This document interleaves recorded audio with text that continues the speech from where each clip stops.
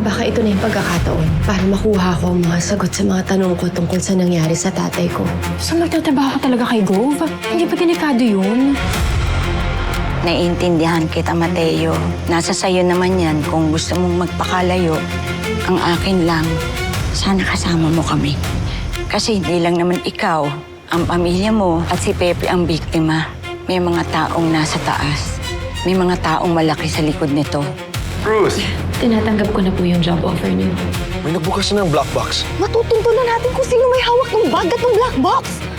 Si Aaron kasama yung girlfriend mo at nahanap nila yung bag. Si Aaron? Tauhan siya ni Joshua? Kapit! Kapit! Siguradong nandito yung bag. Kasi buhay si Jo.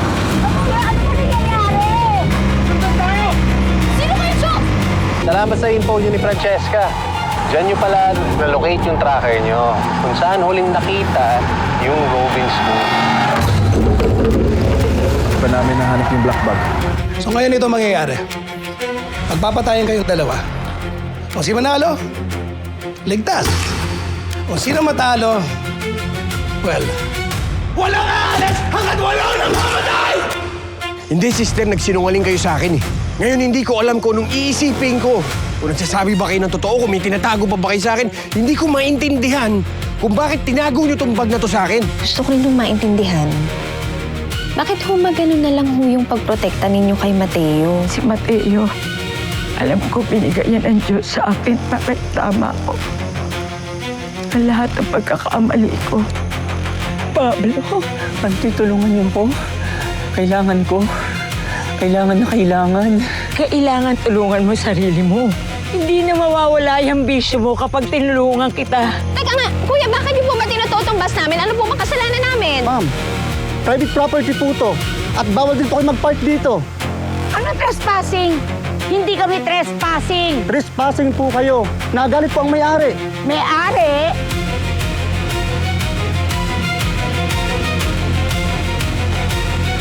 Sinasabi ko na nga ba eh. Hello, my sister.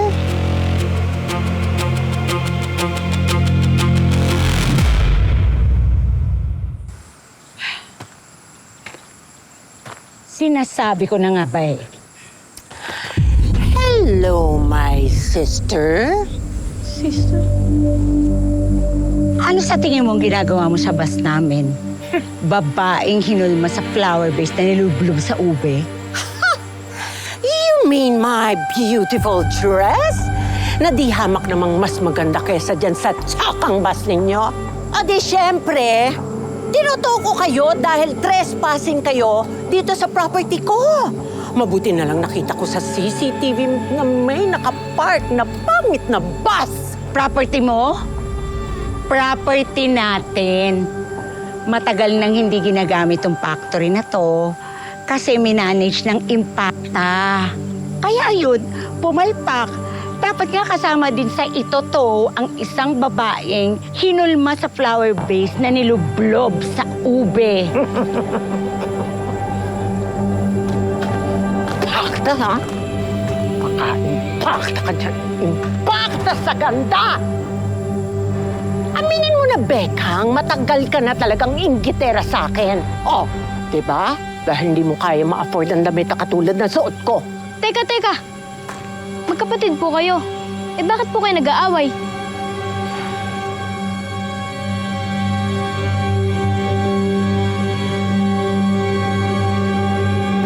Palaging pinagmamalaki ni Governor Mireles na isa sa mga major achievements ng administrasyon niya ay ang pagsugpo ng krimen. Ang tanong ko po sa inyo, nasolusyonan nga ba ito? Hindi ba kaliwat kanan pa rin ang nangyayaring krimen dito sa probinsya natin?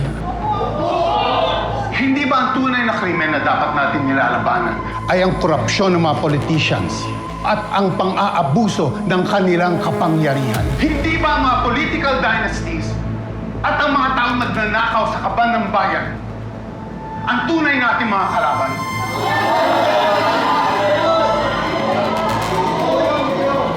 Kaya mga kaibigan, nandito ako ngayon sa harap niyo. Hinahamon ko ang dinastiya ng mga Mireles. Espesyal kong inaanunsyo ang aking pagtakbo bilang gobernador ng ating probinsya sa susunod na eleksyon. Nakuha sila na ang gabi!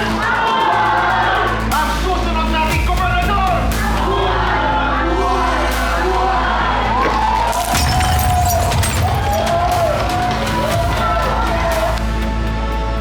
Hindi ako bothered dito, Gob. Solid ang supporters mo sa probinsyang ito. And ever since, yung kami na bakal, yun yung kakagatin ng tao. Kung kinakagat yan, bakit malakas ang loob nitong Mayor David na kalabanin ako? Nakita niyo ba ang dami ng tao sa rally niya? Hindi ako pwedeng matalo sa pipitsuging mayor na yan. Go. Baka dapat mas aggressive tayo sa mga ginagamit nating trolls. Pwede natin sakyan yung kaliwat kanang krimen na nangyayari ngayon sa probinsya. Gagawa kami ng script for our vloggers and influencers. Something like, deserve naman mamatay ng mga kriminal na yan. Mga latak ng lipunan. Hindi natin sila kailangan. Wala sa ating mawawala.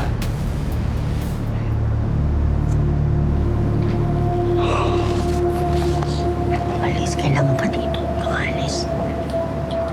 Ano pinagbubulungan niyo dyan? Wala po, Gob. Hindi, gusto ko marinig ang opinion ninyo. Ako po? Ayun po. Ikaw, Ruth.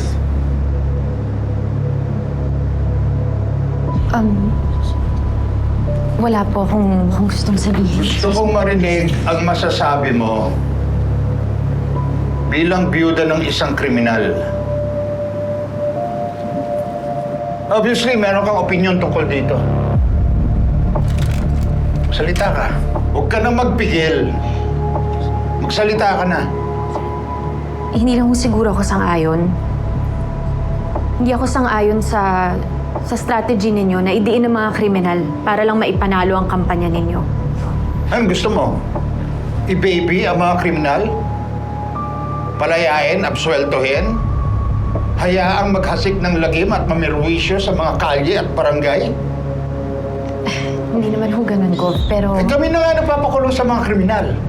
Tapos kami pa lumalabas na masama. Tapos ngayon, kayo ng Mayor David na yan, gusto ninyo kumampi sa mga hold-upper, kidnapper, mamamatay tao? Ganun ba? Gusto nyo, wag na namin habulin ng mga kriminal. Dahil gusto nyo kumampi sa kriminal. Dahil kriminal ang asawa mo.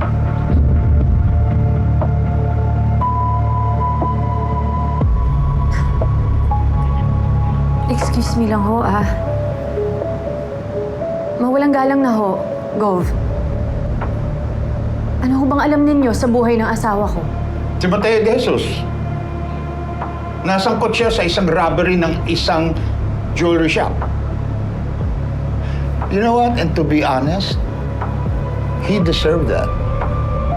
People like him deserve to die. Kung hindi naman siya gumawa ng krimen, ay di sana hindi ka byuda ngayon. Meron kang katawang sa pagpapalaki ng anak ninyo, hindi ba? Mabuti hong asawa at ama si Mateo. At naniniwala po ako na kaya niya nagawa yung krimen na ibinibintang ninyo sa kanya dahil gusto niya kami bigyan ng magandang buhay. Kinailangan niyang kumapit sa patalim para makarinig yung anak namin na si Miriam. At siguro naman ho, walang tao yung may gusto o kaya yung pinapangarap na maging isang kriminal. Yung mga kriminal ho na pinapahuli ninyo, may mga kwento rin ho yung mga yun.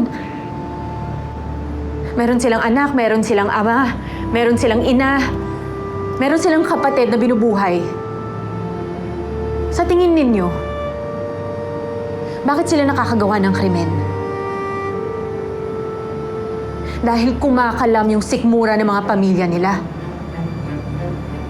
Dahil meron silang mga anak na kailangan buhayin, pag-aralin, o kaya ipagamot. Kaya kung kinakailangan nila itaya yung buhay nila para sa mga anak nila, sigurado ako gagawin nila yon dahil ayaw nila na maging katulad nila yung mga bata. Kaya ho sana, bago niyo sila husgahan,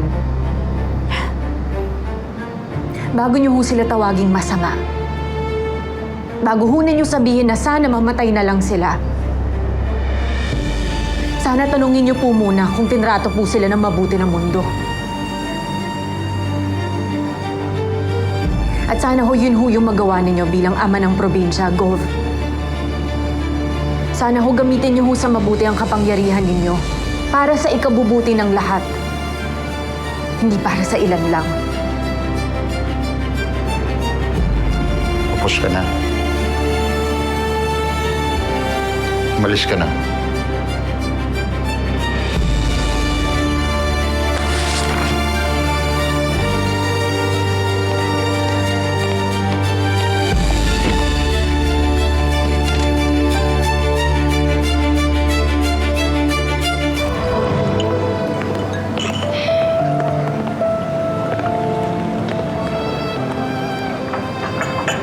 Okay ka lang?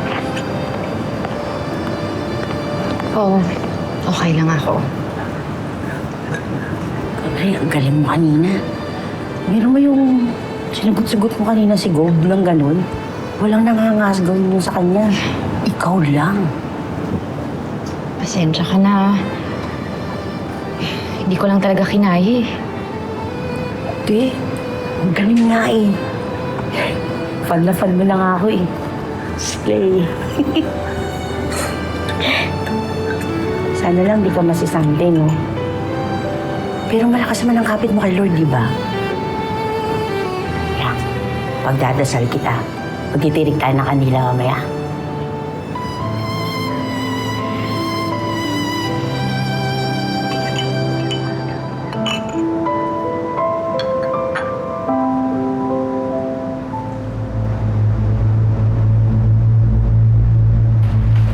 Go. Papa-fire ko na yan si Ruth. Bastos eh. No. Hindi mo gagawin yan. That's what we need in our campaign. The drama. The relatability. Diyan kakapit ang mga botante. Oh? We need to rethink our strategy. And from now on, I want Ruth to be involved in our campaign. Talk to her. Make it happen. Yes, Gob.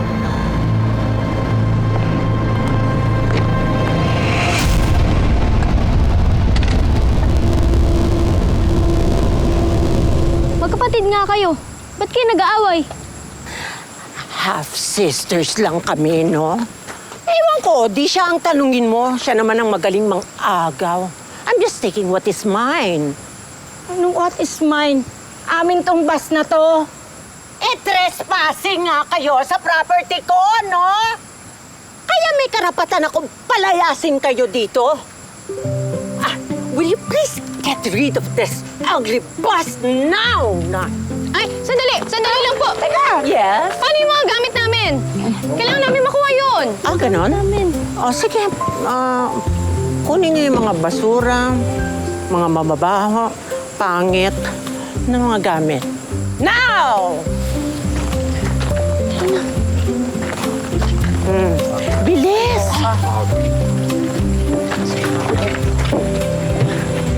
Now!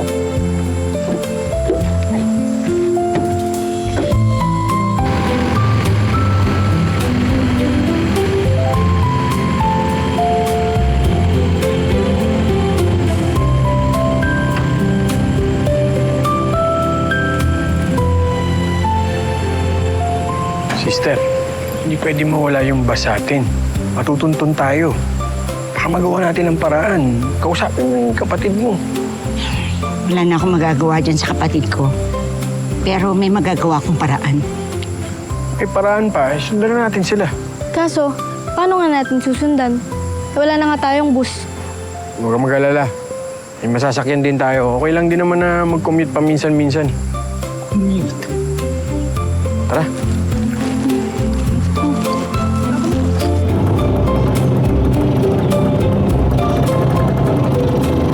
Wow, sister! Kayapan niyo po talaga. Nasa subdivision yung bahay niyo. Hindi ako mayaman, sila lang. Sister, paano po pala susunod si Ate Nika at Kuya Si? Alam po ba nila kung paano pupunta dito? Oo, susunod na lang yung mga yun. Huwag ka mag-alala.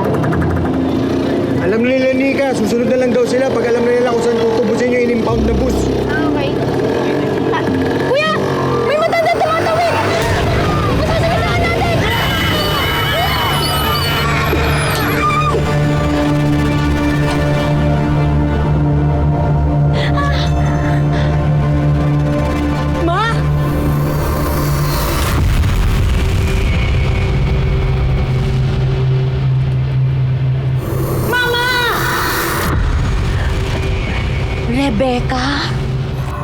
Mama! Rebecca? Mama! Mama! Rebecca? Ma! Anong ginagawa mo rito sa labas? Hindi ko alam kung paano ko napunta dito. Namalayan ko na lang na nag-iisa ako. Halika naman. Iuwi na kita. Ano ba yung itsura mo? Halika. Rebecca. Opo, halika na. Iuwi na kita, ma. O, dahan-dahan, ha? O, yung ulo mo. Ano ba nangyari, ma? Bakit ka nandito?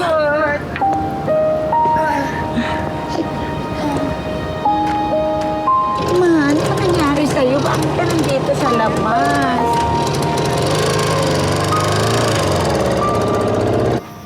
Po? Sige po, salamat. Oh, Bes. Anong nangyari? Okay ka lang? Gusto daw nila akong sumama dun sa campaign team ni Gov. Gusto daw nila malaman yung opinion ko tsaka yung mga ideas ko. Ha? Eh, akala ka ba inaaway ka ng Gov na yun? Tapos tutulong ka para mamanalo yun? I mean, sure ka ba? Hindi ba delikado yan? Bes, politiko na yan ah. Di ba dapat dun ka na sa foundation? Bes, alam mo naman kung bakit ako umuo na magtrabaho kay Gov, di ba? Para kay Papa to. Para malaman ko kung sino talaga yung nag-utos dun sa lalaking may tattoo na lasunin siya. Siguro nga, meron lang akong mga bagay na kailangan lunukin at tiisin. Kung ang kapalit naman nito ay hustisya. O, siya. Ano ba yung itsura ng tattoo na yan? Ganito na lang. I-drawing mo. Ito yung papel. I-drawing mo dyan sa papel, tapos ipapakita kay Sergeant. Malay mo, matulungan tayo nun. Oh.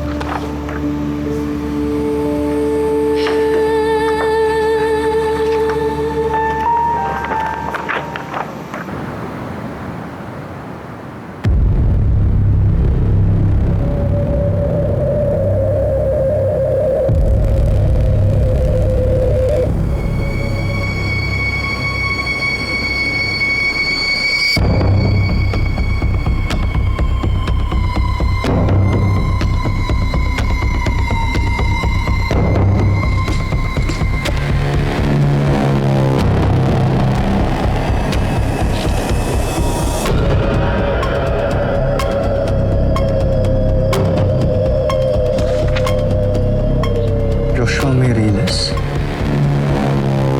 Anak to ni Gov, ah.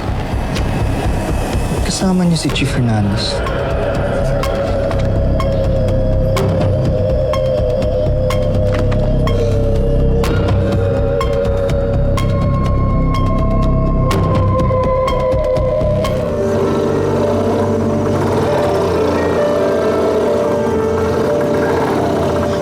Ma'am! May paparating po! Ha?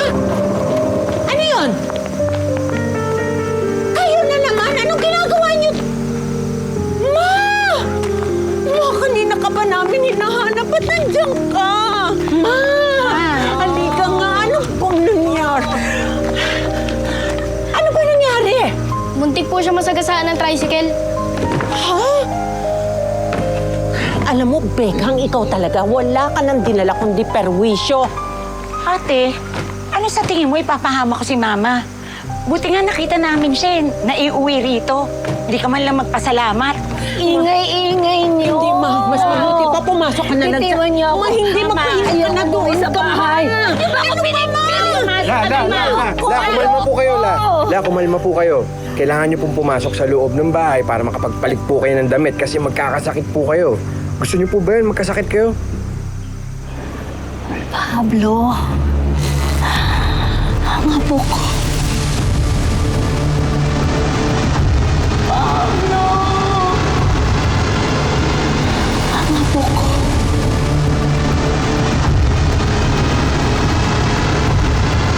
Pablo!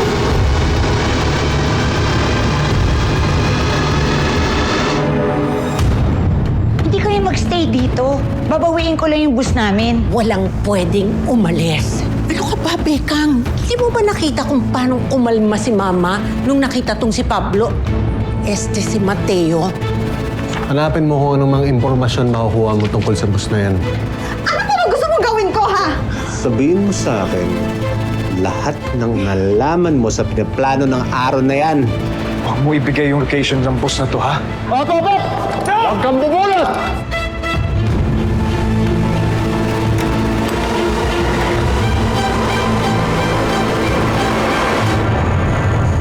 Mga kapatid, this is JM De Guzman of My Best Friend Eman.